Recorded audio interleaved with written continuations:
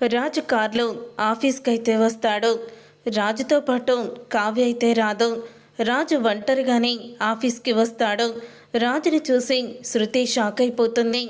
ఇక షాక్ అయిపోతూ ఏంటి సార్ మీరొచ్చారు అని అడుగుతూ ఉంటుంది.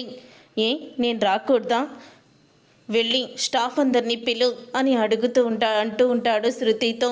రాజు అయితే ఏంటి సార్ ఇప్పుడు స్టాఫ్ ఎందుకు, వద్దు సార్ రిస్క్ అవుతుంది అని అంటూ ఉంటుంది శృతి.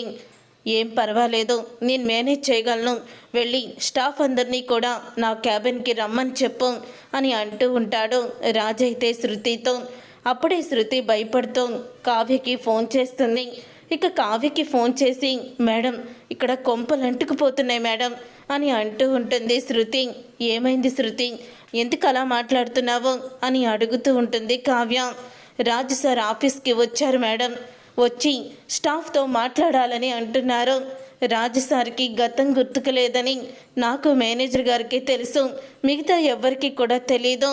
ఇప్పుడు రాజు సార్ని కావ్య మేడం రాలేదా చెప్పండి రాజు సార్ అంటూ మామూలుగా మాట్లాడేస్తే స్టాఫ్ అందరూ అప్పుడు రిస్క్లో పెడతాం మేడం, ఆలోచించండి అని అంటూ ఉంటుంది శృతి అయితే.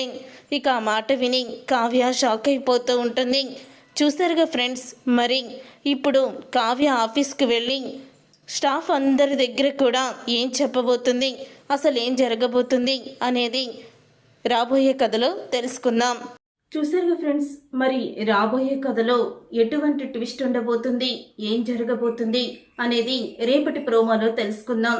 ఈ వీడియో మీకు నచ్చితే తప్పకుండా లైక్ చేసి ఛానల్ని సబ్స్క్రైబ్ చేసుకొని పక్కనే ఉన్న గంట సింబల్పై ఆల్ అని క్లిక్ చేయండి. అప్పుడే ఇటువంటి వీడియోస్ మీకు నోటిఫికేషన్ ద్వారా వస్తుంది.